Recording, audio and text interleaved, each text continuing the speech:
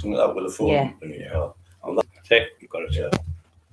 Yeah, but do you mean something where that so it doesn't so it doesn't go back? Will that be in the way if the phone's on it, or no? That'd be good. Yeah, it's not on it now. Yeah. So I'll just wait for a few people to come on. Yeah, I'll just tell them. Make sure I can hear you.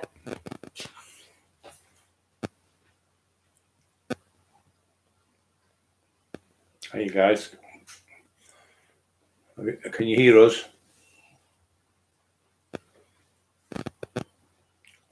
It's going up now. Hey? It's going up. Is that just people clicking on us? Yeah, it's people coming 14 on 2 thumbs up. Yeah. Samuel William, hello. You, Kev. Joe Bedford. Hi everyone. And no name loud and clear. Right, welcome today to the Taxman Show. I'm with my friend, more like a brother, Kevin Kilty. We're going to speak about Richard Kilty, who's his son, who's running the Olympics. Kevin, can you tell us what's going on there, please? Yeah, basically, Richard's now at his second Olympics. He was in the 2016 Olympics in Rio, where the training camp before that was Japan. He was there for a few weeks and he thought Japan was really probably the favourite country he's been to then in 2016. People nice, food nice, culture, spotless clean. But obviously now with COVID, they're having to restrict it, so he's not being able to get out and about. So yeah, he's over there and he's running for Great Britain with the 4x100 metres relay team. They were very strong, well-trained, grilled team. And Richard is, I think he's the older member of the team, but they're all a solid group of lads. And at the moment, a couple of weeks ago, they ran fastest time in the world this year. Even though that doesn't stand for everything, it shows that just out of one race they ran the fastest. So they eat tomorrow morning, coming up at 3 o'clock in the morning our time. He's going to be running in the heats against really strong lineup. Another 7 top-class, world-class teams. I think the Jamaica against them, Japan, China, which are all, these are the top 16 relay teams in the world on times. So to get there alone is remarkable. Yeah. So yeah, he's preparing for that, and I'll tell you a little bit later about the relay and how it goes on. I'm just going to ask, I know about the relay. Can you tell people what the relay is about and how it goes on the 4x4? What is the relay? Well, literally the relay, I mean, everyone has all the favourite events on track and field. A lot of people like the 100 with it being very exciting. But there's no doubt about it, the most tense event is the 4x100 metres. And the reason being that is because when you get that baton handed over to you, you've got an incoming runner running at you between 27, 28 mile an hour, and you've got to be away as fast as you can and receive that baton within a 20-metre period without any fault. Then you will go on to the other outgoing. So that 4 times it can go wrong. And sometimes the fastest flat speed team does not win, but it's very exciting. And another thing you've got to remember, us looking at telly down over, it might look not as hard, but if you think of it, you were in a lane with 4 other teammates and you've got someone running at you 27 mile an hour, and as you were running blind, the only time you shot your hand out is when your incoming runner will shout to you. The sign is in everyone's language to do this, and they'll shout, you'll see them shout really loud, hand, and that's for you. They're nearly catching you, hand out, get the baton there, go over, hopefully safe changeover, then it's your job. The difficult part about that is you've got to remember there's another 7 teams and all of them are of different language, so you've got to make sure it's your incoming runner that's shouting. And very tenseful. I don't tell Richard it is for me, but it is very tenseful to watch, and I'm even getting a bit nervous now, Another thing that I find hard about that, all the other races, you can see your white lines. You're looking where this, you're looking back. So if you go over that white line, you're disqualified, aren't you? Yeah. So it's the only race really where you could make that mistake, because if you happen to look back, if you go over that line, you're disqualified. Is it fast race, Kevin? Like, it's the fastest relay race in the world, and as I say, they're running at you 27 mile an hour. You did used to have 90,000 in the crowd cheering, and the line's actually yellow, which is even harder to Right. see. Right. And you've got to know exactly when to hand that baton over. If you hand it over too early, the outgoing runner's not going to have enough speed. Yeah. You could get it to him safely and hand it over 2 meters, 3 meters into the zone, but then he's going to Timing's run at out. a slow pace. So he's got to leg it when he sees you at a certain marked space as fast as he can, Yeah. and hope that you can catch him. Really, the mistake would be made if someone couldn't catch your outgoing run, that your outgoing runner's gone off too fast. Yeah. So a lot of it is baton exchange. Yeah. But I think they do this electronic beam timing on the baton. Right. And I know Richard's third leg and Zarnell Hughes, the other lad, when they come second in the World Championships a couple of years ago, their changeover is either the or equal best in the world Right. That's amazing. ever. Brilliant. And they're up there, Richard aren't is they? also part of the team that holds, and you've got to remember, Great Britain's had some great runners, Oh, yeah. even from the early, Chariots of Fire days, brilliant. Harold Abrahams. Out of every runner, Linwood Christie, Alan Wells, all them, every relay team in the history of British athletics, Richard is a record holder of the 4x100 relay in Great Britain, and also the European record, which is remarkable. Yeah. Phenomenal. So how long do they prepare for training for before you go? You don't see footballers training maybe a month or so before that. Yeah. How long would they train for Yeah. this event? Well, they're on the go all the time, as you say, Yeah. and they start the winter training, maybe November time, January to go to training camp. Then they have a warm weather training camp come April, and then they'll start practicing relay training. They'll go on a relay camp for a few days, every 4 or 5 weeks. They don't need to over practice, but then when the lads are together, they time them to the 1,000th of a second with this baton. So there is a lot of training going into it, but this year with the COVID and last year, Right. they haven't been able to train as much as they could have done. In fact, the last race was the only race they've had this year. They should have had maybe 3 races, And do you know when they're training with the baton, do they run a lot slow then? Or short or something? It depends. There's 2 ways of training. One, they'll do the baton training as drills. Right. The other one, they might do it a few weeks out, all out, eyeballs out as fast as they can, so they're measuring the time. Coming into it now, they won't hit it top speed, they'll just be getting themselves ready. Sadly, yesterday, one of the team got injured, Adam Gamilli. He was out the 200, he possibly could have been a medal contender, and so he's out of the relay as well. Luckily, sadly for Adam, it's really sad, but they take over 7 in the team relay runners. Right. So if they want to do tomorrow, there's 6 relay runners. They could put 2 in and leave 2 out, put 2 in the final. Right. Sometimes they might put 1 in for the heat, hopefully qualify and take them out of the final, so they can put another in, but usually the A team in the final, because obviously they've got to qualify first. So tonight it is the semi-finals, is it? Yeah, it is, yeah. It's the heat, but it's a semi. So when's the I festival? can What imagine- time's it on? It's on at 10 to 3 this morning, I think. Yeah, I can imagine, I'm being sound stupid, I can imagine the semi-final harder than the final because to get to the final. Yeah. Because when you're at the final, I think, well, I'm here now, so. Yeah. Well, a lot of it you've got to do, be safe. That's the main thing. But you've also got to be fast as well, because the top 4 go through. It's usually sometimes the top 3 in each heat, and the 2 fastest losing teams. But what you've got to remember, even if you were confident of coming 3rd or 4th, it's not worth the risk, because if you run a slow time, then you'll get put in a not so good lane, i.e. lane 1, which is very tight, or 2. The preferred lanes might be 5, 6, 7. Right.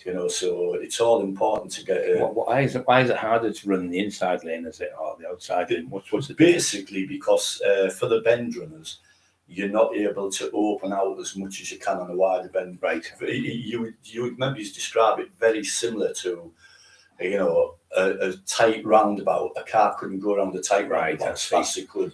I've always Big wondered wide that. roundabout, So these things you don't know, obviously. Yeah. Knows. So which lanes are the best, Kevin? Well, it's not so much which are the best, but they would rather not have 1 or 2 lanes, 1 or 2. But the lanes now might be 2, 3, 4, 5, 6, 7, 8, 9, so that no one runs on the exact inside, you know. But Richard now, obviously, you won't see this, and in some ways I'm glad he won't, and we know everyone is rooting for him, but it's not worth trying to get in touch with him now, because he'll be in his zone and doesn't want the distraction. We've had some great people get in touch with him. A lad called Norman Shute, who was a ex-sprinter, older than Richard. He broke a lot of records locally. Richard looks up to him. He spoke to Richard. Everyone's, you know. It's not being ignorant or anything. It's just that you've got to be, when you're in that zone, you can't. You know, I remember watching one about the boxers, and they wouldn't let them read the paper. The England football team, they wouldn't let them watch the telly. They're doing their videos. They had to be in bed every night, 9 o'clock. Nobody could come out your room. So it's like a regime where it's the main thing. Keep your mind focused. Because somebody says something, and it makes you a little bit off. I just can't believe how many people have stopped and asked me. Obviously, he's like from our family to me. And I said, when's he racing? And blah blah blah. He's doing well, and just the positivity on Teesside, where we're from. And he's run for Great Britain, but he's like our Richard. And The other thing about it as well, we were going to talk a lot in depth about Richard, how he started and what. But we've decided to do that in detail a little bit after the finals or the heats of whatever. We're going to do it then, because there's a lot of really good stories, sentimental, funny. But we thought today we'd tell you a little bit about how Richard started. And literally, he was 5 years old when he'd been ill with meningitis, and he was in hospital. I took him there, and the doctors were all there. He was very, very ill. You know, at one time we thought, bloody hell, we're going to lose him. And I didn't know what to say to him. So me out of the bed, and he was sweating and like half unconscious. And all I could think of saying to him was, Richard, don't worry, son. You've got to remember he was only 5-year-old then. When you get out of hospital, I'll teach you how to run. Because I was a good sprinter myself, obviously nothing like Richard. I'll teach you how to run. And waiting by his bedside. Then all of a sudden, a few hours later, he just woke up, sat up like that, and out the blue says, Dad, I want you to teach me how to run. Can you tell us a story about the park? Yeah. And the first time you realised you had the capability to run? 2 days after that, which he shouldn't have been out, he asked me to take him to the park to run. We went and walked in the park. We go to the same exact place. I know exactly where it is, next to the flower beds. And I thought, get him to run for 50, 60 metres a year. I said, Richard, run, I'm going to watch you twice. To the end of there, do not stop moving your arms, bring them up to your shoulders, keep your head straight. No matter what you see, don't look down, just keep going and going past that marking line. So anyway, I set him off and he went, and I thought, well, I actually to myself swore, I said, bloody hell, he can move here, you know. So I got the time around the next time and seen him go again. And at that time I knew that he was born to run. Yeah. I didn't know he was going to be an Olympian, but I knew he was going to be super, super fast, whether he's a footballer or whatever. Because he gets it off because you're a good runner as well. I was, and Heidi's good at sports. Well, Heidi and Richard. Kevin's a good runner in the police, which is Heidi and Richard obviously got into athletics. And when Richard got into athletics as an under 11, which is a legal limit, you can compete officially with the handguns and electronic time. Richard went about 40 races unbeaten, was number 1 in Great Britain. Amazing. And for 50 metres, as an under 11, he actually had the world record. You know, got some world records, didn't he? Which is really good. But also then later on, Heidi joined in, and Heidi became very, very good. Richard had the faster leg turnover, fast twitch fibers. I did as well, but Heidi had very powerful, and each step she would gain distance, and they were the first siblings, brothers and sisters, to ever win. When Richard was 16, Heidi was 14, to ever win the 60 metre, 100 metre and 200 metre counties, Northeast counties in Great Britain, ever. No brothers and sisters ever done it this way. You know, how do you feel, Kevin, before a race, like a big race and stuff? Well, I try not to, I always try to get, Richard knows the game now, so I can't kid him no more. I used to kid him when I was a kid, and that dead calm. But I do get nervous, and the reason I get nervous is because it's out of my control. But Richard, he thrives on stress. He loves stress. He loves the atmosphere of it. He classes going into that track, and he says like the Colosseum, like a gladiator, like an arena. Yeah. And win or lose, you're there to battle, and well, we once said when they'll go on to the World Championships shortly, and there was a big write-up in the magazines of Great Britain, athletics magazines, saying a true life story, rocky athletic story between the father and son, but only true. Yeah. And it was true, Did you know on the starting blocks? How does that? Because I always see, I've been watching it a lot. I've been getting up early, having a brain and watching it, and I've seen a few. You know that when then you have to stop. What's the thing there where they have to, if it's false start and stuff like that? If it's a false start, how it works is. What causes false start? Yeah, I'll tell you. Yeah, on the blocks at professional level, there's electronic wires coming from there to the starter's gun, and there's a computer. So when that on your marks set goes, when he fires the gun from that gun going electronically, they say that you cannot react in under 1/100th of a second, and if you do, it's inhuman reactions. So they disqualify you, even though you're going after the gun. I mean, some are blatant false starts. Some Richard was the first one when before there was a 2-start false rule. You'd have 1 false start, get a warning. But some people then play the game. I'll get a false start for everyone on edge. Yeah. When it come into the rule is no false start, you're just out, and they set the limit on 1/100th of a second, which is nothing. Yeah. Richard's got superhuman reaction. So has a lot of sprinters. Yeah. And he lost out. He was the first one to be disqualified in the world, and he was 99/100ths of a second. So he was 1,000th of a out. Yeah. And it's a bit raw, but that's the way it is, So it's very, very nerve-wracking. And sometimes the starter, you say on your marks, and when they go on the marks, he won't say set till every one of them athletes is rocking and totally still, however long that takes. Then he says set. From him saying set, there's a certain time, I think it's between 1 second and a half, he's got to fire the gun. Some of the starters have them hold until, and it's up to them. And sometimes you just held too long and you lose your balance and you go. Yeah. And a false start me out. I mean, one of the lads who was in with the medal chance the other day, AJReviewsFilms, he got a false start, Reese Prescott did. But these are part of the relay team, and Zarnell's Reese is probably a really good lad, but not practice as much with them, Yeah. So I think I'd duck if the gun went. Just kidding. So how do you feel when it's all kicking up? No, when it's starting? very, very, very. Can you watch the race? Do you watch it? I do, but there's times when he's in these shorter races, I'll watch it, and when they say set, I'll slightly look down and hear the gun go. And if the gun doesn't go boom, boom, I know no one's false start, then I'll watch the race, which will be a split second after. I mean, going back to some of his big races, all his life from being 10-year-old, the big time is when you can represent your country at under 17, intermediate level. And Richard for 7 years said, I want to be in the English Schools Championships. Now there's 36 counties, massive counties, and the very best. And every school kid's told to run. So it's the best of the best. And anyway, he got to the English Schools Championships finals. As his first year as under 15, he got a bronze. As his second year as an under 17, first year under 17, he got a bronze again. But the big one was when he was 16 years old, under 17, and the talent was ferocious.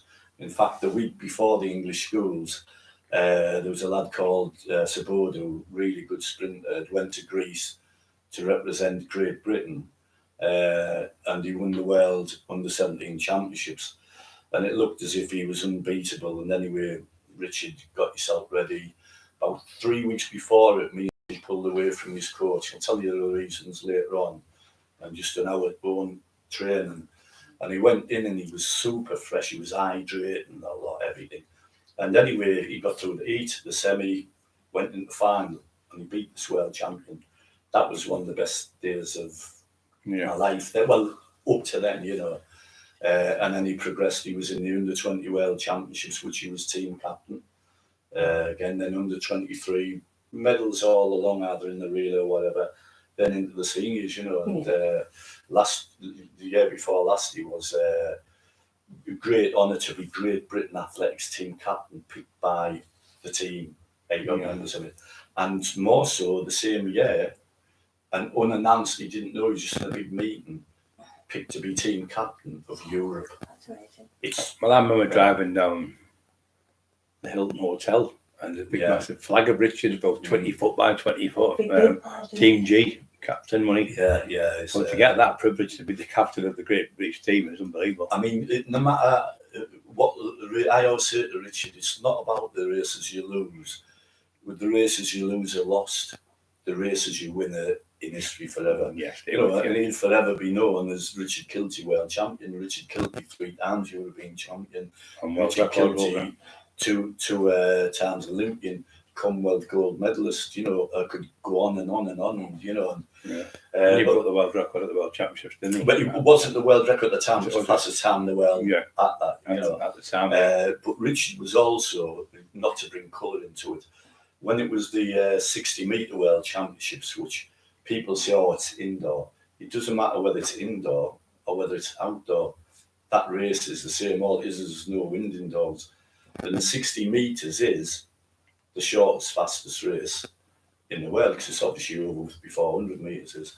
And when he qualified for that in 2014, it was remarkable just for him to be there. But then when he got there in the heats, and I was watching, I remember watching it in Rebels with an old bloke, Wally, with a cup of tea on 5 o'clock on a March night, you know, nervous as hell. And he was racing against this Nesta Carter, who was the second fastest human of all time. And Richard was 66 to 1 underdog. So people expecting to go out in the heats, and he won the heat.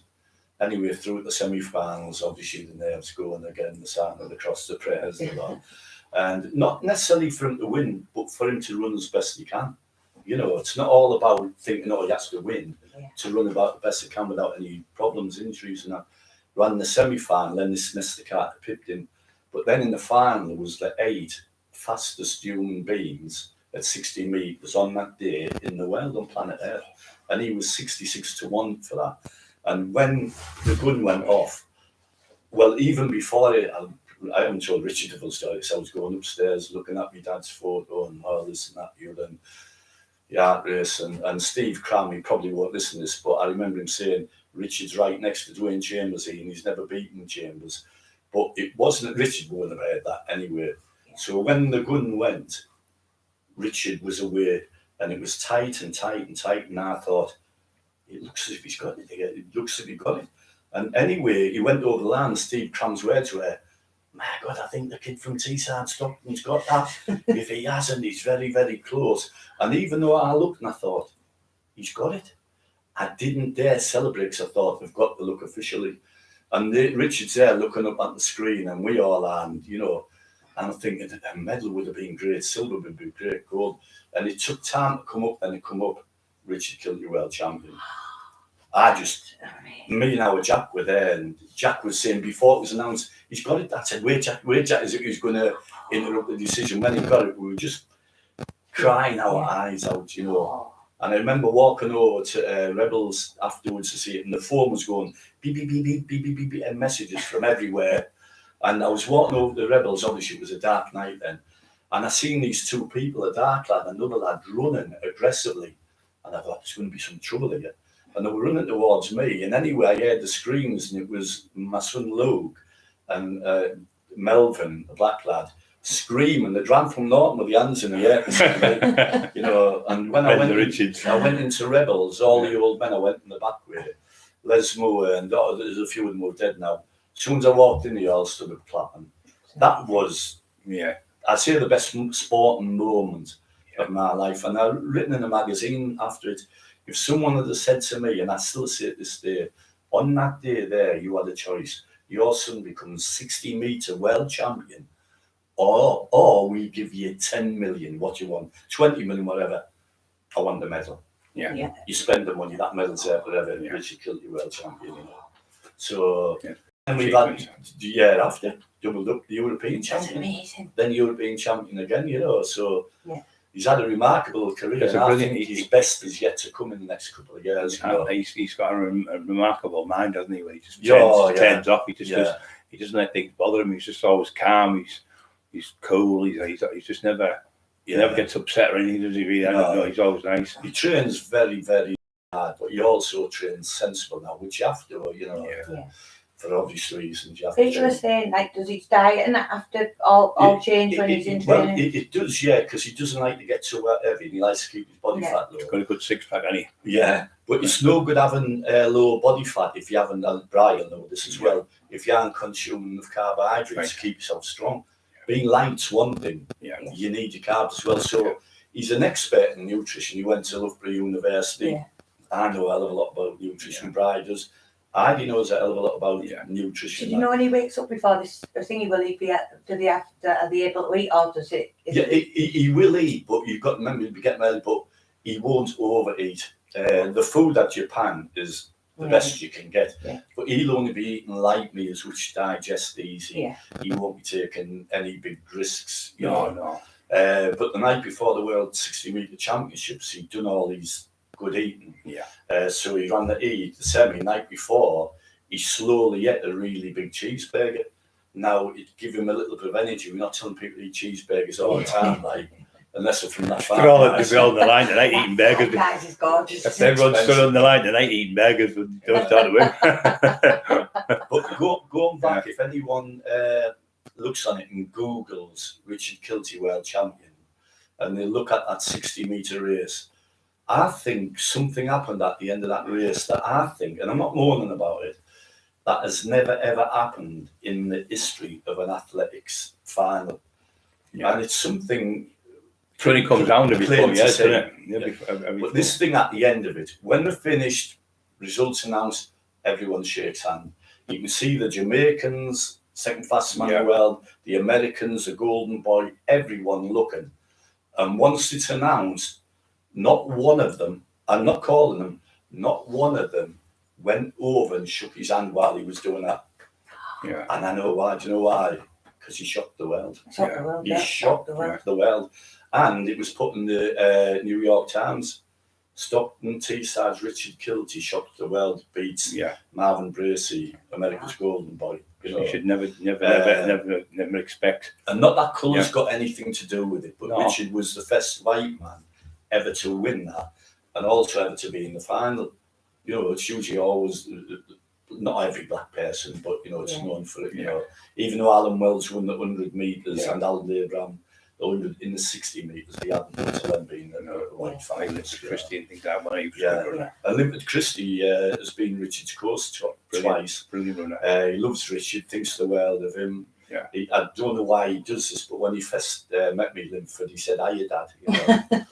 You know, not really sure about that, like, but he's a great bloke. And then after Richard won the World Championships, he changed coaches, not for anything reason, went to Linford and then won the European Championships again. You know, so he's someone like Limpet Christie to take it was obviously one of the best runners that's ever lived. He must have seen something, Richard, obviously. But also, he's had his ups and downs and his heartbreaks, and one of them was his dream from a young kid was to go there when it was announced 2012 London Olympics, which was everybody's dream.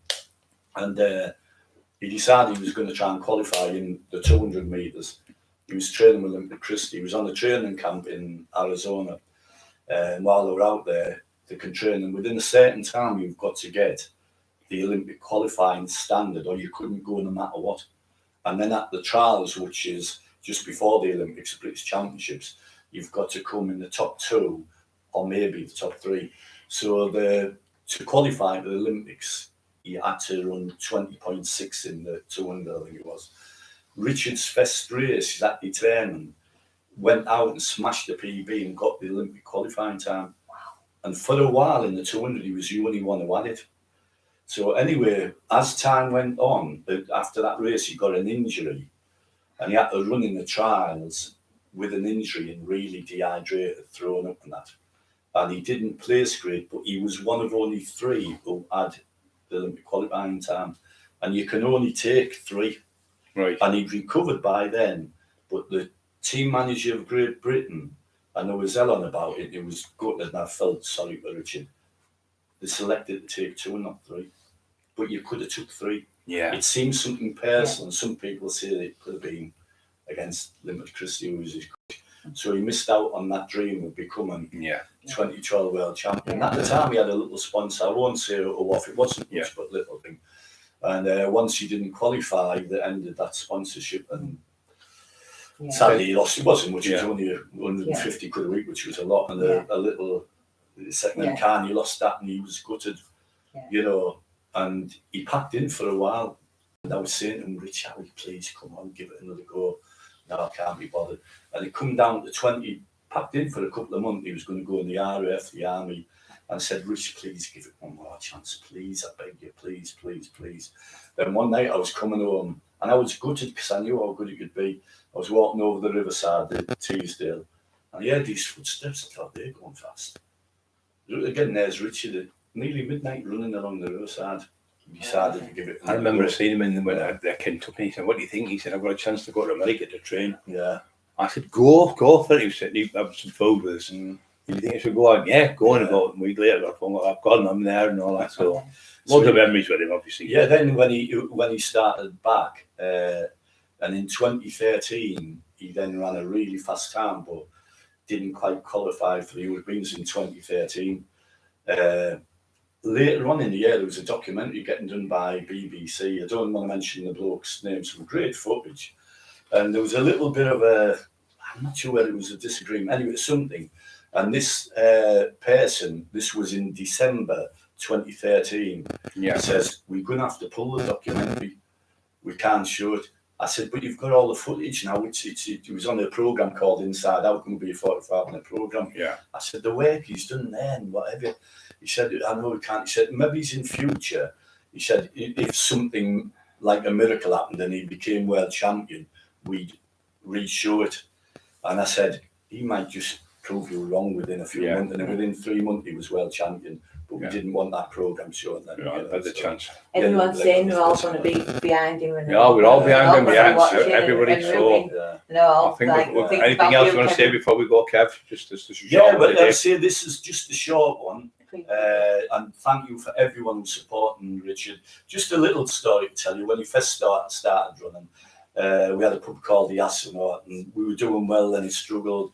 And Richard was wanting some running shoes, and at the time, I had enough to buy, but not quite. And Bri came up and I said, I'm going to get Richard best pair of Spice so. And he gives some money, he says, get them with that. Now he gave me more money than the boy, but out of that money, he gave me £1,000 actually. And I bought Richard his first pair of Spice, which next episode I'll show you them Spice. That's amazing. Good luck to him, and I'll use all there. We shouting for him because we hopefully he can get to the final. And if he gets into the final, then Friday afternoon you can see it about 10 to 3. You know. Yeah. Thanks a lot though. But I will tell some more great stories. Yeah, we're going to have 3 or 4 parts. We decided to hold a little bit back. It would be nice to film you watching Richard at the race on Friday, wouldn't it? Yeah. We could do that. So thanks everyone out there. Don't forget to subscribe to my channel. It's free. There's loads of different things on there you can watch. We just had Joe Bugs. We had Norman Buckland yesterday on. We've had Phil Taylor the week before. We've had the amazing Kilty. We'll have Richard on soon.